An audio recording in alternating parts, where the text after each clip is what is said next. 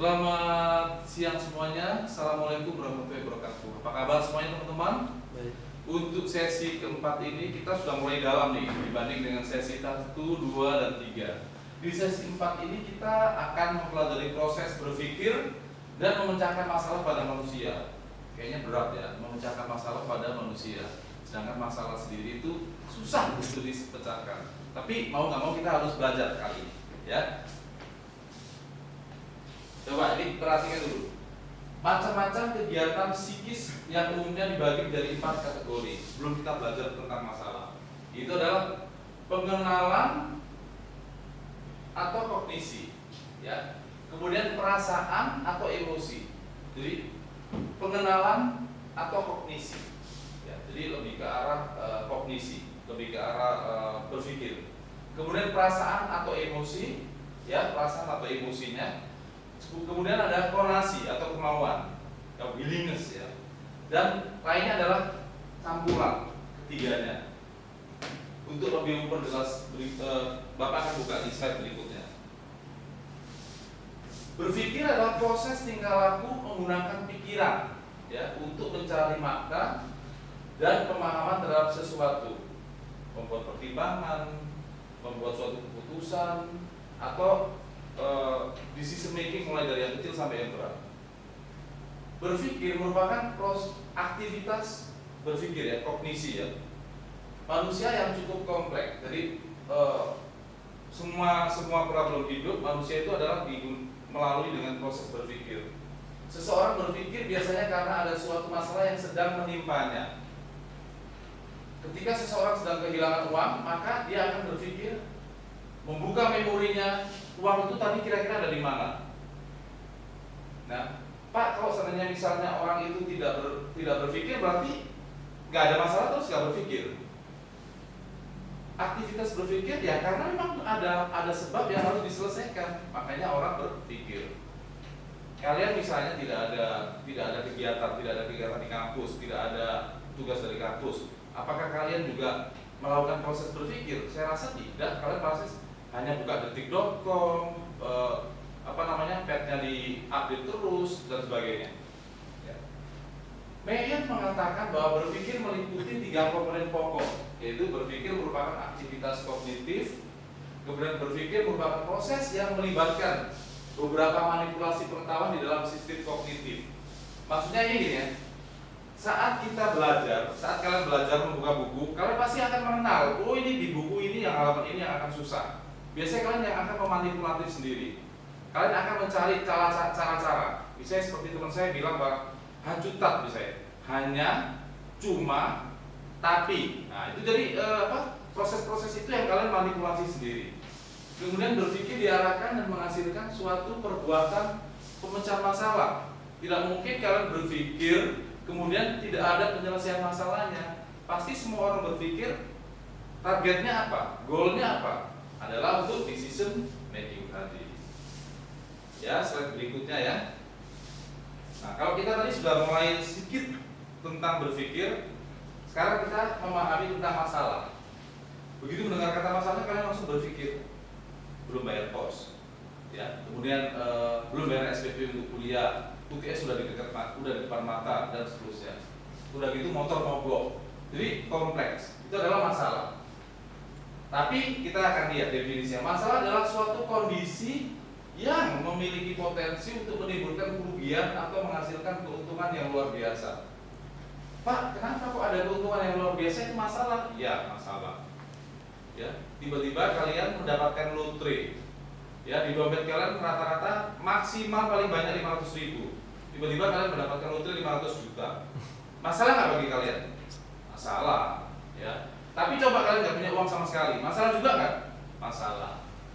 Menurut Imam Syah Effendi, masalah adalah pelajaran saat Anda sadar sebagai kesadaran jiwa, dengan mudah dapat melihat kelemahan dan masalah Anda. Saat kita mengalami masalah, kita belajar. Oh iya, nilai psikologi faal saya nilainya C, misalnya. Kenapa masalahnya gitu, ya? Oh iya, saya nggak belajar. Berarti kan kita mengetahui itu. Kemudian saat waktu ujian saya tidak fokus. Itu adalah kita bisa dapat menyadarinya. Ya. Kemudian berikutnya adalah jenis masalah. Pak, masalah ternyata ada jenisnya. Iya, ada jenisnya. Masalah sederhana yang memiliki ciri berskala kecil ya. Kemudian tidak memiliki konsekuensi yang besar. Pemecahannya tidak memerlukan pemikiran yang luas dan mendalam. Ya. Dapat diselesaikan secara individu. Contohnya apa misalnya? Kalian antar teman kuliah misalnya. Masalahnya kecil. Tapi kalau masalahnya udah membesar, biasanya udah melibatkan kelompok. Ya. Teknik penyelesaian masalah ini dapat dari pengalaman, intuisi, dan kebiasaan pada diri seseorang. Ini adalah masalah-masalah yang ringan, yang kecil. Meyer mengatakan bahwa berpikir meliputi 3 komponen pokok, yaitu berpikir merupakan aktivitas kognitif, berpikir merupakan proses yang melibatkan beberapa manipulasi, pengetahuan di dalam sistem kognitif, dan berpikir diarahkan dan menghasilkan perbuatan pemecahan masalah.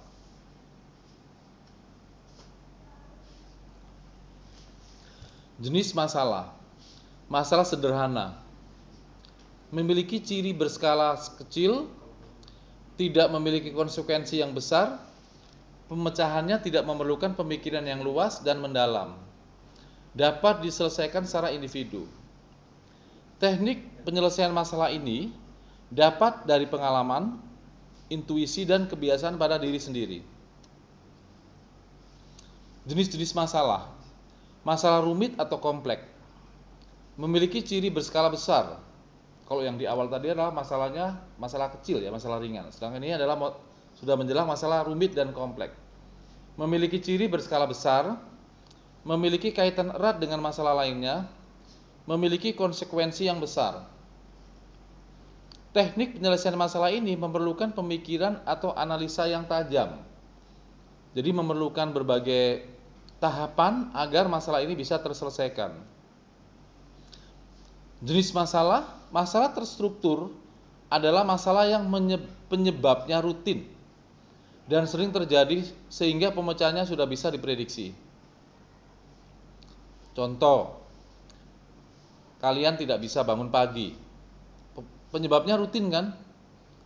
Anda nggak bisa datang tepat waktu di kampus karena bangunnya nggak bisa pagi misalnya. Itu kan udah bisa diprediksi, ya. Masalah tidak terstruktur adalah masalah yang tidak jelas penyebabnya dan konsekuensinya, serta bukan masalah yang sering berulang. Langkah-langkah proses berpikir. Proses berpikir adalah pembentukan pengertian, pembentukan pendapat, penarikan kesimpulan. Dalam berpikir pasti ada mulai kita mempelajari tentang terjadinya pengertian dulu, pembentukan pengertian dulu. Kemudian terjadinya pembentukan pendapat. Ada beberapa pendapat dari tim. Kemudian terakhir adalah terjadinya suatu simpulan dari beberapa masukan yang ada. Pengertian logis dibentuk melalui 4 tingkat. Yang saya ulangi lagi adalah pembentukan pengertian yang dilalui dalam 4 tingkat. Menganalisis ciri-ciri sejumlah objek yang sejenis. Harus diperhatikan unsurnya satu persatu. Kemudian membandingkan ciri tersebut untuk ditemukan ciri yang sama. Selalu ada serta yang hakiki. Maksudnya gini ya. Selalu ada itu sifatnya, hakikatnya itu adalah terus ada. Saya ulangi lagi, agak sedikit bingung ya. Membandingkan ciri-ciri tersebut untuk ditemukan ciri yang sama. Dan selalu itu lagi, selalu hakiki. Kemudian mengabstraksikannya, yaitu menyisihkan, membuang ciri-ciri yang tidak hakiki, dan menangkap ciri-ciri yang hakiki. Jadi mengabstraksikannya, menyisihkan ciri-ciri yang sama, dan membuangnya atau meminggirkannya ciri-ciri yang tidak sama. Penarikan kesimpulan dalam pembentukan keputusan yaitu adalah keputusan induktif. Contohnya adalah tembaga, besi, perak yang dipanaskan supaya memuai. Kemudian atau misalnya logam yang dipanaskan agar memuai. Itu adalah keputusan induktif. Sedangkan contoh deduktif, keputusan deduktif itu adalah keputusan yang ditarik dari hal umum ke khusus. Misalnya semua logam dipanaskan memuai. Besi adalah logam. Jadi besi bisa dipanaskan memuai, atau besi dipanaskan pasti memuai. Keputusan analogis. Keputusan diperoleh dengan jalan membandingkan atau menyesuaikan dengan pendapat-pendapat khusus yang telah ada. Contoh, Andi anak yang naik kelas, Budi anak pandai naik kelas. Jadi Wawan anak yang pandai itu tentu naik kelas. Ini adalah keputusan analogis. Tipe-tipe berpikir. Berpikir reflektif. Berpikir reflektif adalah kemampuan individu dalam menyeleksi pengetahuan yang pernah diperolehnya, yang relevan dengan tujuan pemecahan masalah, serta memanfaatkannya secara efektif di dalam memecahkan masalahnya. Di dalam berpikir reflektif, tidak semata-mata tergantung pada pengetahuan yang ada pada masing-masing individu. Karena adanya perbedaan individual, ada yang dapat memanfaatkan pengetahuannya untuk pemecahan masalah. Langkah-langkah berpikir reflektif. Individu merasakan adanya suatu problem.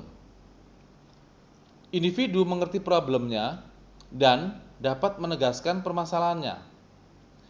Mengajukan kemungkinan pemecahan masalah melalui hipotesis. Mengumpulkan informasi-informasi untuk dianalisis. Mengambil kesimpulan melalui hipotesis. Dan terakhir adalah dalam langkah-langkah berpikir reflektif adalah mengadakan generalisasi. Terima kasih atas perhatiannya untuk di sesi keempat ini. Apabila teman-teman ada pertanyaan, ada saran, ada pendapat dan sebagainya, ayo silakan kita diskusikan setelah ini. Terima kasih atas kehadirannya. Wassalamualaikum warahmatullahi wabarakatuh.